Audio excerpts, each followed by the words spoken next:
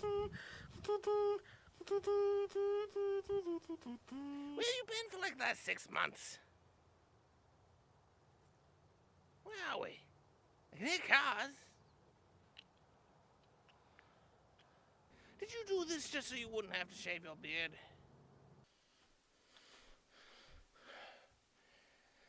Alright, let's do this. Top 5 crackpot theories about episode 8. Number 5.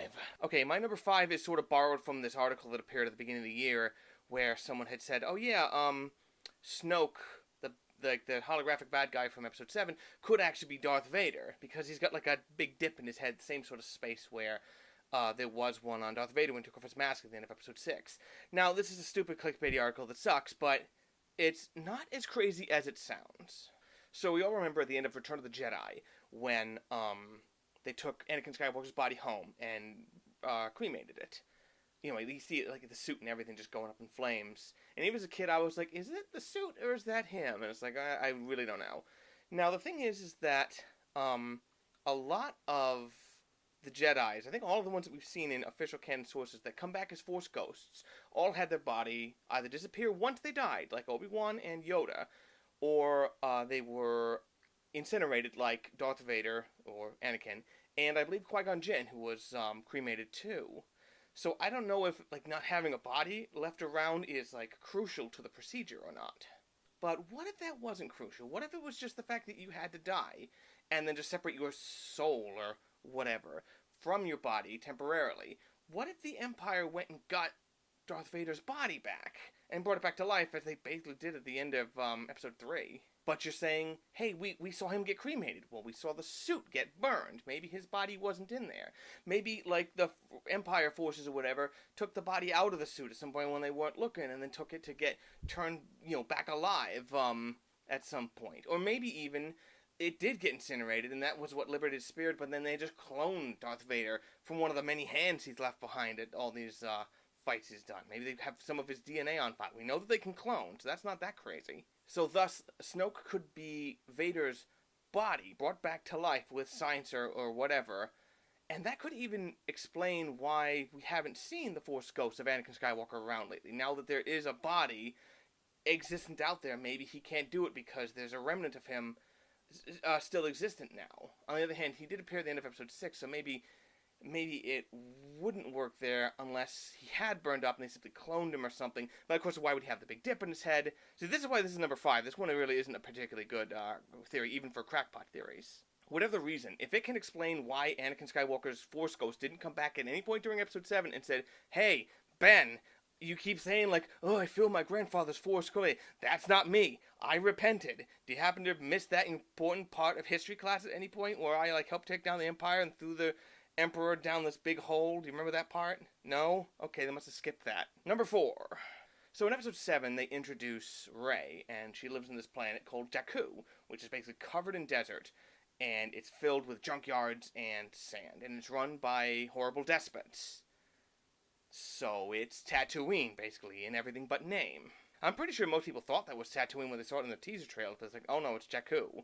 So my number 4 crackpot theory is Jakku is Tatooine. But Jakku only has one son, I hear you say. Well, yeah, but they established that Starkiller 1, whatever it's called, the gigantic Death Star, sort of pulls the power out of stars in order to do that. So I'm figuring what they did is they went to Tatooine. They're like, look, you got 2 stars, we're just going to take 1, and just eat it up. You took a 1 star, now it won't be quite so hot at night, and you guys are fine. As opposed to going to some system with only 1 star, eating it, and now the planets are just adrift or something. They don't really deal with that in episode 7 as far as the absolute crazy astronomical consequences you have from taking away something with that much gravity. It's like, okay, and now it's like, oh, here's this Mercury, now it's just going off in a straight line, and everyone froze. But why is it Jakku instead of Tatooine? Well, I didn't look this up, but I'm pretty sure that Tatooine would be a name in Huttese. And once the Hutts are gone, it would revert to its old name, which must have been whatever the locals called it. It's the same reason that, like, now instead of Mount McKinley, we're supposed to call it Denali. Number 3! Okay, episode 8 might do a super duper obvious twist that I really hope that they're not going to do, but they might just blunder into it anyway, and I really hope not. But, so if by chance you actually do intend to be surprised by anything in episode 8, I might accidentally just say something that will let the cat out of the bag. So if you really don't want to have anything spoiled, despite the fact that these are crackpots, I might then stumble onto something that they might literally do. So if you really don't want to do that, I would stop watching now. So Luke Skywalker spent the last 30 years trying to retrain a new generation of Jedi. And obviously didn't go that well because he had something go wrong and whatever. And, I mean, look, in 30 years, no matter how whiny and pathetic he was in all the other movies, I can't really imagine that he didn't eventually find some companionship. And that he didn't finally, pass on the Jedi line.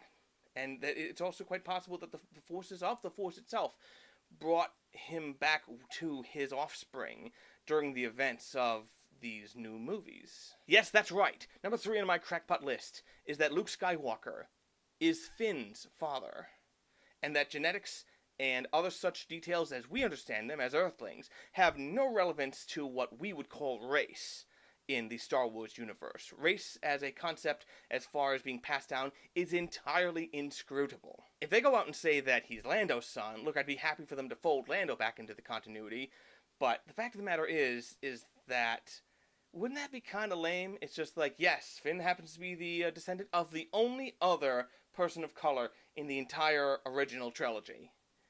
You couldn't at least treat it like a twist then. It'd be like, yeah, this seems kind of obvious. Number 2. Now in episode 7, Ben Solo kills his father with his lightsaber as Han Solo is trying to convert him back to the light side. There is a theory that goes around that says that Han Solo reached out and turned on the saber on purpose and killed himself rather than having Ben do it, so that way they could think that he had fulfilled his destiny and killed his father, when actually, that's not actually true. That's not the crackpot part of this one. I think that would actually be perfectly fine. Number 2 on my crackpot list would be that Han Solo would return to episode 8 as a Force ghost. Look, I know Han Solo's been from one side of this galaxy to the other, and he's never seen any evidence that but wouldn't that be super unexpected? Like the whole thing with it, we all knew going into episode 7 that Han Solo had this big, giant, getting me out of this franchise button on him, right? Like, none of us were actually surprised when he bit it, right? And now, a true story. When I was at the movie theater once, someone came up to me and said, rather loudly in the lobby, "Can you believe they killed Han Solo?" I replied something to the order of, 1, not so loud, there are people in the lobby who haven't seen the movie yet, and 2, yes, I can believe that he, gonna die, because Harrison Ford wanted out of that thing, yesterday. His entire involvement probably hinged on the fact they were going to kill his character. It's like, look, I'll come back and do this one, but that is it. You're not freezing me in carbonite this time. You are gonna kill me and put me in the ground. I mean, if this was being produced by the guys from The Walking Dead, they'd still bring him back anyway. Because you did just see him, he got, stabbed. You didn't see where he was stabbed, and then you see him fall. So maybe he'll come back with, them crazy spider Darth Maul legs like they did in Clone Wars. That might be kind of funny. Or, again, more shockingly, what if he came back as a Force ghost? What if they actually brought back Harrison Ford's ailing butt to do a couple of shots, and it's just like, hey, here I am. I'm as surprised as you are. Maybe even the reason why he didn't show up in the last movie, or immediately after he died, is because he was like, look, I was sort of ashamed. I turned into a Force ghost. I couldn't believe it. I was wrong this entire time. This only counts if it's actually Harrison Ford playing Han Solo, not if it's whoever jerk they got playing him in young Han Solo. So, I mean, say what you will about episode 7. The stuff between Harrison Ford and Carrie Fisher, that all works really well. And if they actually had it, it's now Carrie Fisher, may she rest in peace, and the guy playing young Han Solo, who doesn't look like the young Han Solo, who she did perform with, that would be super lame. And I bet they might do it. So instead of Harrison Ford, it's like, hi, I'm Albrecht Ectobrick. What the hell's his name? It was a guy from Hail Caesar. Where's my phone? This is not a phone. This is a dead battery. Number 1. By the way, the whole theory that's getting thrown around, like Tumblr and all that Poe and Finn will become gay lovers, that is not on this list. Not because it's not crackpot, but because I think that they should absolutely totally do that. That would be amazing. Okay, so at the end of episode 6, after the fall of the Empire, Luke had to know that there weren't many Jedis left in the entire galaxy. And so he knew that eventually the dark side would rise again and they would be powerful. So he must have looked to whoever he had out there and the Force of people who could come back up and look and be like, I have to have a new generation of Jedis to fight this.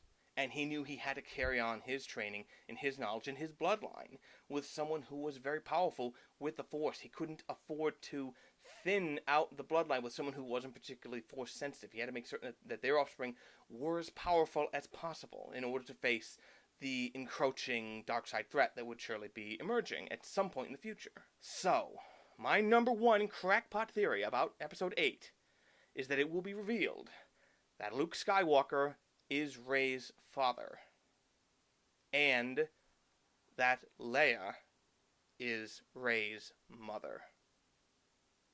Is that going to happen? Of course not. That's why they're crackpot theories. But the fact of the matter is, with the last two Star Wars movies we've seen come from Disney, we sort of now know what we're in for.